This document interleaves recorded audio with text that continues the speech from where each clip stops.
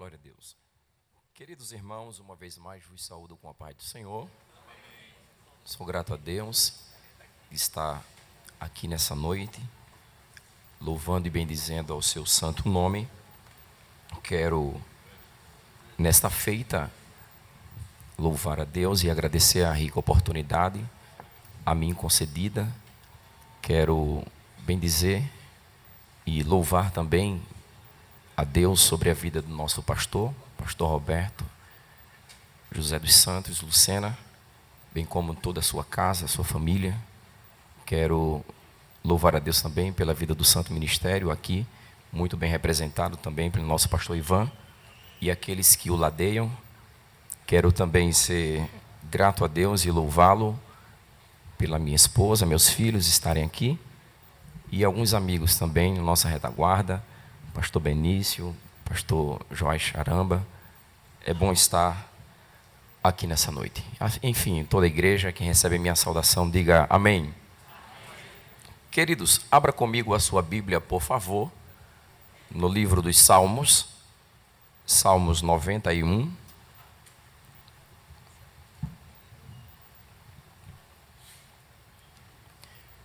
Este salmo, Salmos 91, é um salmo por demais conhecido da noiva do Cordeiro.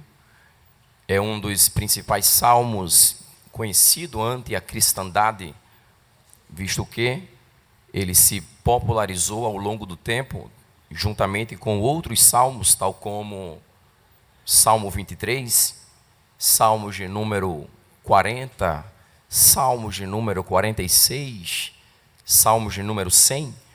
E este salmo ele tem um quê diferenciado ante a tradição, visto que quando lemos os salmos, nós percebemos que é um salmo de proteção e se ventilou de maneira popular que uma vez abrindo este salmo dentro de casa, dentro da sala de casa, este salmo de maneira mística protegeria toda a casa e, de fato, isto é um engodo, visto que a palavra de Deus como um todo, ela é a nossa bússola, nos norteia e nos conduz à salvação uma vez seguida. Não é apenas a Bíblia aberta, porque tem muita gente que abre Bíblia em casa, mas não abre a porta do seu coração para que a palavra surta efeito. E se ventilou com relação a este salmo, e por esta razão ele é considerado um salmo de maneira popular, conhecido ante a cristandade. Quando nós observamos a popularidade deste salmo, nós também percebemos que o próprio Jesus faz menção aos salmos de número 91. Diz-nos a Bíblia que no livro de Lucas, no capítulo de número 10, verso de número 19, na missão dos apóstolos, Jesus vai dizer que estava dando autoridade aos seus discípulos para pisar serpentes e escorpiões. Falando isso, Jesus está fazendo menção ao livro dos Salmos 91 e o verso de número 13. É um salmo tão conhecido que não apenas por Jesus é citado, mas é citado também pelo próprio Satanás. Diz-nos a Bíblia, no livro de Mateus, no capítulo de número 4, verso de número 5 e o verso de número 6, que o próprio Satanás transportou Jesus ao pináculo do templo e lá disse: lança-te daqui. Afinal de contas, vai dizer a palavra que, atirando-te, os anjos o Senhor dará ordem aos seus anjos e ele os livraria de todo o mal. Dizendo isso, ele está fazendo menção ao Salmo 91 e o verso de número 11. Ou seja, é um salmo conhecido, ante a tradição, conhecido e citado no Novo Testamento.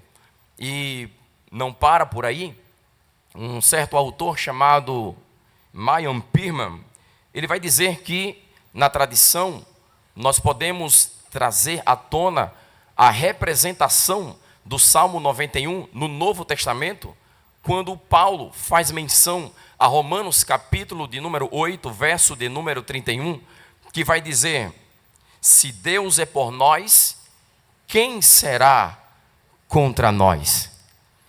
Quando nós olhamos este salmo, existe uma premissa de tentar identificar e saber quem foi o seu autor.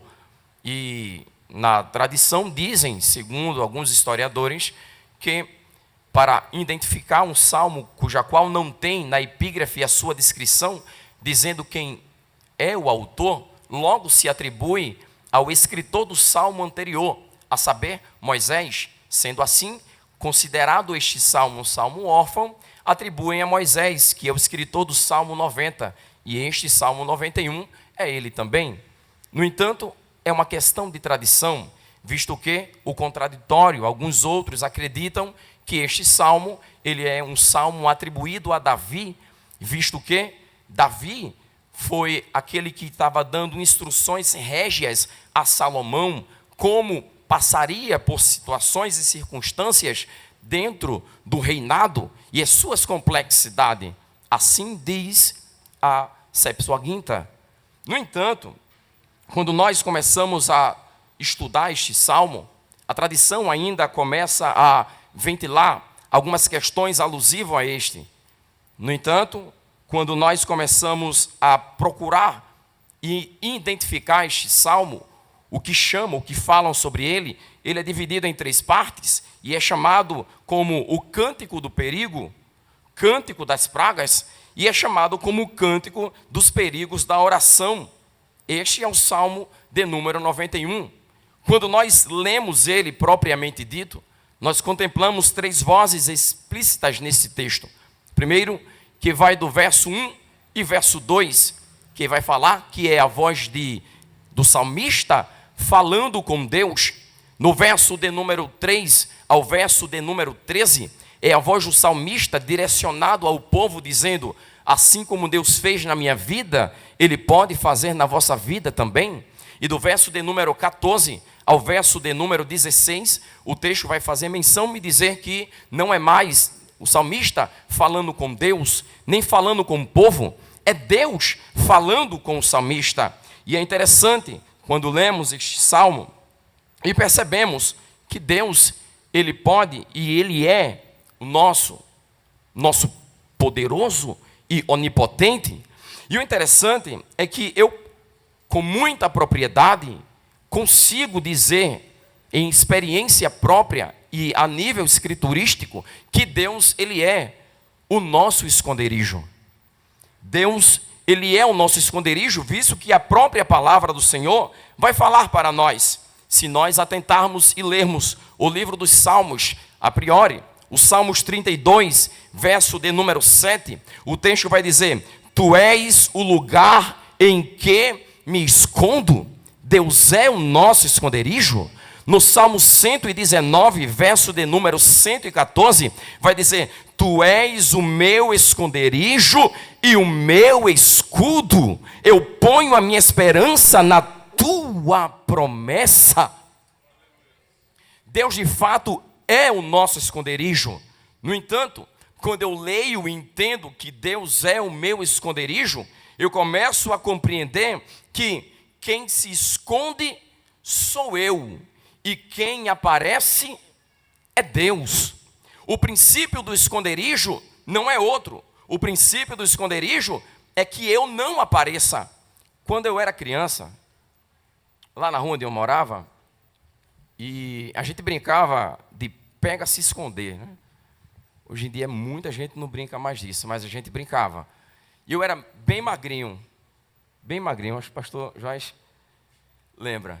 Muito magrinho, muito magrinho. E tinha um poste lá perto de casa, que era um poste bem fininho, irmão. E eu me encaixava bem direitinho nele, de tão fininho que eu era. Não é? Muita gente já se identificou também, já brincou, né? E o interessante ali é que eu me sentia muito protegido. E mais interessante ainda é que quem passava não me via, mas via o esconderijo. Porque o objetivo maior do esconderijo não é fazer com que o escondido apareça, é fazer com que o próprio esconderijo apareça e o que está escondido desapareça. Quem aparece é o esconderijo. Quem desaparece é o escondido. Em uma geração do estrelismo que vivemos hoje, é meio que difícil atentarmos para isso, visto que queremos aparecer a todo custo, estar em evidência a todo custo, mas a palavra de Deus ao nosso coração nesta noite é que Ele cresça, que Ele apareça, que eu saia de cena e Ele entre em evidência na minha e na sua vida. Glória a Deus. No entanto, ao lermos este salmo, salmo de número 91, é fácil entendermos e compreender que de fato este salmo aqui não faz menção de que Deus é o nosso esconderijo. Pasmem, o texto aqui não está dizendo que Deus é o nosso esconderijo, embora Deus seja o nosso esconderijo. Nesse texto do Salmo de número 91, a priori, não está de maneira explícita dizendo para nós que Deus é o nosso esconderijo. Se os irmãos atentarem e entenderem, o texto vai dizer: aquele que habita no esconderijo do Altíssimo. O texto não está dizendo aquele que habita no esconderijo chamado Deus. Não. O texto está dizendo aquele que habita no esconderijo do Altíssimo. Logo, é entendível ante o texto que Deus, Ele tem o seu esconderijo. Eu comecei a estudar esse texto e a me perguntar, eu gosto dessas questões, e comecei a tentar e compreender o texto. E o texto aqui vai dizer que, de fato, Deus ele tem esconderijo, e eu fiquei perguntando, certo, se Deus tem esconderijo, aonde é o esconderijo de Deus? E entendi que Deus não tem um único esconderijo, mas Deus tem esconderijos específicos para pessoas específicas, para circunstâncias específicas. Ora, a Bíblia Sagrada vai dizer para nós, no livro do Gênesis, no capítulo de número 3, verso de número 24, que após Adão e Eva serem expulsos do jardim, logo, Deus coloca guardas e querubins, que são os querubins, para guardar o caminho da árvore da vida. Quando esses querubins estão lá, até hoje, algumas pessoas tentam identificar aonde é que fica inserido o jardim no Éden. Muitos arqueólogos, e eu amo arqueologia, mas batem cabeça e dizem, é aqui ou é acolá. No final de tudo dizem, não temos certeza, porque quero ver alguém achar aquilo que Deus escondeu. Na Bíblia eu encontrei um camarada, pense num camarada escondido. O nome dele é Moisés. Diz-nos a Bíblia que assim que Moisés nasce, no livro do Êxodo, capítulo de número 2, verso de número 2, a sua mãe, quando olha, vê que o menino é lindo, pega a criança e esconde a criança.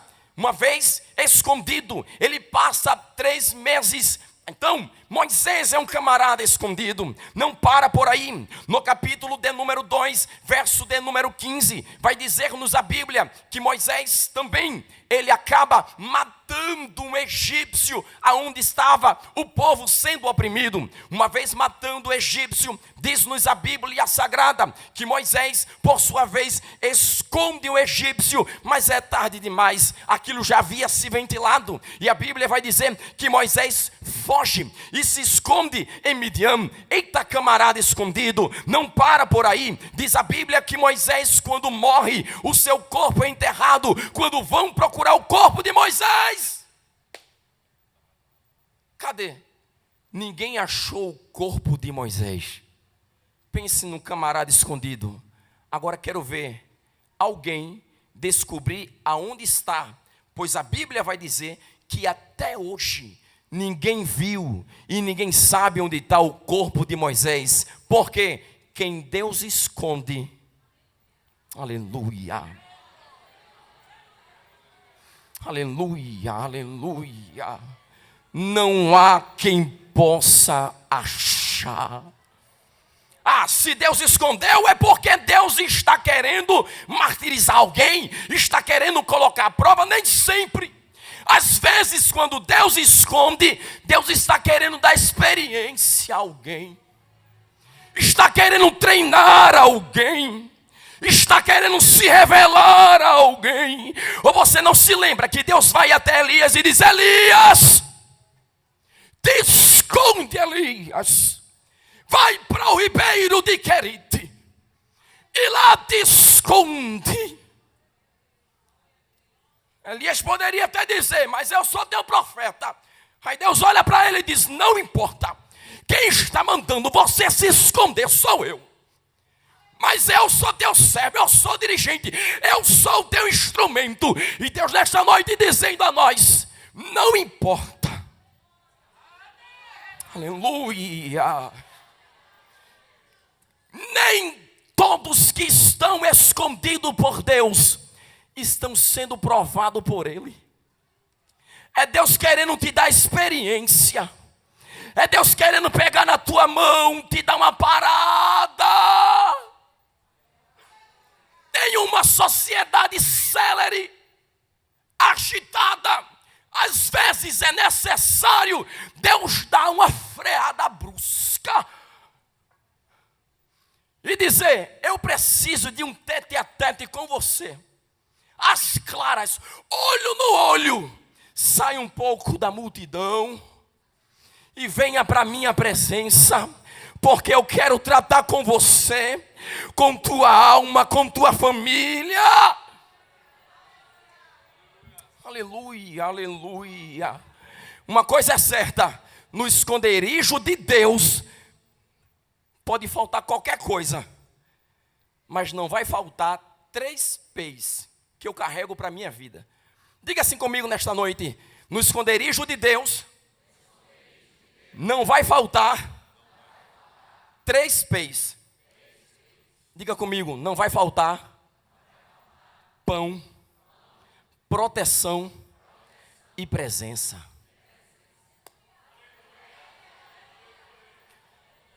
Está escondido? Fica tranquilo.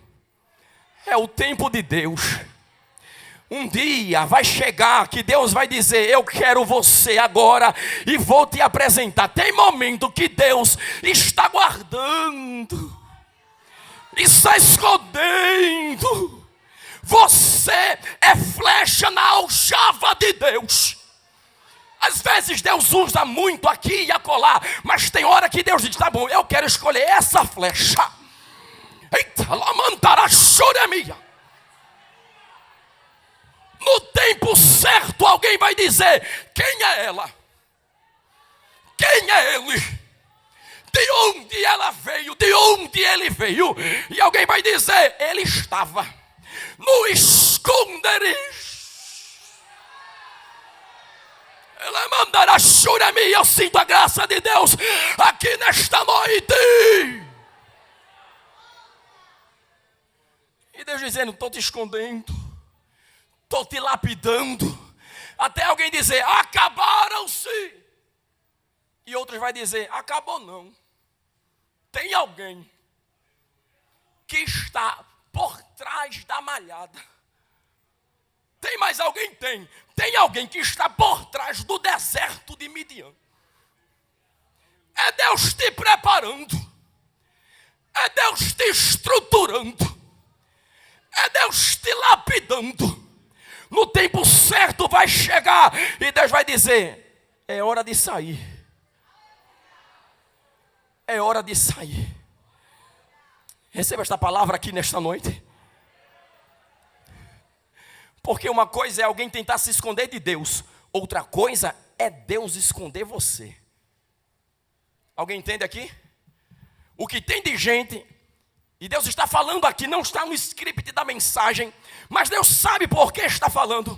O que tem de gente que está tentando se esconder de Deus. E Deus está aqui nesta noite, através da sua palavra, de maneira de revelação, e dizendo: eu sou Deus que vejo tudo. Não adianta se esconder de mim. Remandará choremia-se-a. Eita Jesus. Não adianta se esconder, se esquivar. Deus está dizendo: eu conheço você, sei da tua estrutura, conheço a tua vida como ninguém conhece. Estou aqui nesta noite falando para você. Eita. Remandará charamandará suria e assim mandará e assim. Sou grande, sou fiel. Vejo tudo e vejo todos. Eita. Não adianta se esconder do meu chamado. Não adianta dizer: meu negócio não é esse. Eu tenho outros projetos. E Deus aqui nesta noite dizendo: eu tenho projetos maiores, melhores. Alguém não vê nada, mas eu enxergo o seu potencial. E não adianta se esconder.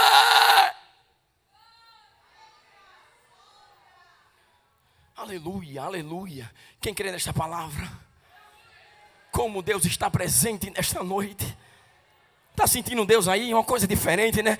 É Papai do céu que está dizendo: quem te esconde sou eu. Não ouse se esconder de mim. O texto discorre ainda no que tange a questão da manifestação de Deus descrito por salmista. O salmista vai falar que Deus é. Depois o salmista vai dizer: Deus tem. E no final de tudo o salmista vai dizer: Deus faz. Não entendi, presbítero? Leia o texto comigo, por bondade. Abra sua Bíblia comigo, por favor. E você vai perceber no Salmo 91, verso de número 1 e o verso de número 2, o texto vai falar que Deus é, Deus tem. A partir do verso de número 3 em diante, vai falar: Deus faz. Observe comigo, no verso 1 vai dizer: Ele é onipotente. Verso 1 vai dizer: Ele é altíssimo. Verso 1 vai dizer: Ele é descanso. Verso 2 vai dizer: Ele é Senhor. Verso 2 vai dizer: Ele é Deus. Verso 2 vai dizer: Ele é refúgio. Verso 2 vai dizer: Ele é fortaleza. Verso 2 vai dizer: Ele é confiança. Verso 1 a gente volta e vai dizer: Ele tem o quê? Ele tem sombra. E Ele tem esconderijo. Ele é, Ele tem, mas no verso de número 3 em diante vai dizer: Ele faz. Ele faz o quê? Observe o que a Bíblia vai dizer: pois Ele te livrará do laço, do passarinheiro e da peste perniciosa. Ele te cobrirá com suas penas, e debaixo das suas asas estarás seguro. A sua verdade é escudo e broquel. Deus é, Deus tem, Deus faz. Não inverta esse negócio não, viu? Não inverta não. Pare de procurar muito ou apenas o Deus que faz. O salmista diz: espera aí, tem um negócio. Primeiro eu descubro, entendo e aceito que Deus primeiro é. Depois, olha aí, não inverta. Depois eu sei que Ele tem. Aleluia. E depois eu sei que pelo fato de Ele ser, Ele ter, eu sei que Ele faz. Não inverta não, esse negócio não, cuidado aí. E é interessante que o texto vai dizer assim: porque Ele te livrará do laço do passarinheiro e da peste perniciosa. Eu preguei aqui no Amadal, no mensal do Amadal, e eu falei sobre o Salmo 124. Eu queria que os irmãos, por bondade, abra sua Bíblia comigo, por favor, no Salmo de número 124. É só folhear, depois de 91 você, no instante, chega. Olha a conexão com o Salmo 91, verso de número 7, que diz assim a palavra do Senhor: a nossa alma escapou como um pássaro do laço dos passarinheiros. O laço o quê? E nós escapamos. Oh, glória! Vamos entender direitinho aqui o texto. No Salmo de número 91, o texto vai dizer assim: porque ele te livrará do laço do passarinheiro e da peste perniciosa. No Salmo 124 é diferente. Embora seja similar, tem alguns aspectos, em outros não. Por quê? No Salmo 91, diferencia do Salmo 124, quando o Salmo 124 diz assim: o laço quebrou e nós escapamos. Entenda que no Salmo 124, Deus permite que o alçapão, que a armadilha seja pego, seja apreendida, a presa, porém não obtém êxito. Por quê? Porque a Bíblia vai dizer que Deus quebrou e nós escapamos. No Salmo 91, ninguém é preso, ninguém se machuca. Salmo 91 vai dizer: ele te livrará, a ponto de você não ser preso. Salmo 124, alguém é preso, machucado. Por que essa diferença? Porque nem todo mundo que está aqui nessa noite, ou nos assistindo, tem a mesma estrutura. Alguns Deus vai permitir que seja preso, machucado, cause lágrimas, porque Deus sabe que você suporta. Mas tem outros que estão também aqui em nosso meio, que Deus conhece a estrutura e sabe que não suportaria. Por isso que o Salmo 91 é diferente do Salmo 124. Porque um vai dizer: o laço quebrou-se porque alguém foi apreendido. No Salmo 91, ninguém é apreendido. Por isso que o Salmo vai dizer: ele te livrará do laço. No Salmo 124, seria bem entendido se dissesse: ele te livrará no laço. Alguém entende? Uma coisa é ser livrado do laço, outra coisa é ser apreendido e Deus lhe livrar no laço. Porque em nosso meio nem todo mundo tem essa estrutura. Aleluia. Alguns são como Jó. Deus chega a Satanás e diz: tem visto meu servo Jó, homem reto, e discorre elogios. E Satanás vai dizer: também, tendo o que ele tem. Aí Deus diz: espera aí, eu permito que você toque nos bens, família, mas não toque na alma. Aí Satanás toca, faz saceiro, porque Deus olha lá de cima e diz: eu sei que Jó suporta. O mesmo Satanás apresenta-se a Jesus e diz assim: Jesus, eu quero fazer peneira com Pedro. Eita. Aí Deus olha lá de cima e diz: Com Jó, eu sei que Jó suporta. Mas Pedro é diferente. Nem todo mundo tem a estrutura de Jó. Tem muito que está aqui, tem a estrutura de Pedro. E Deus olha lá do céu e diz: toca em Jó, mas em Pedro não. Eita Jesus. Pode tocar em Jó, deixar o saprão prender, machucar. Eu sei que ele não vai negar, mas Pedro. Eita Jesus.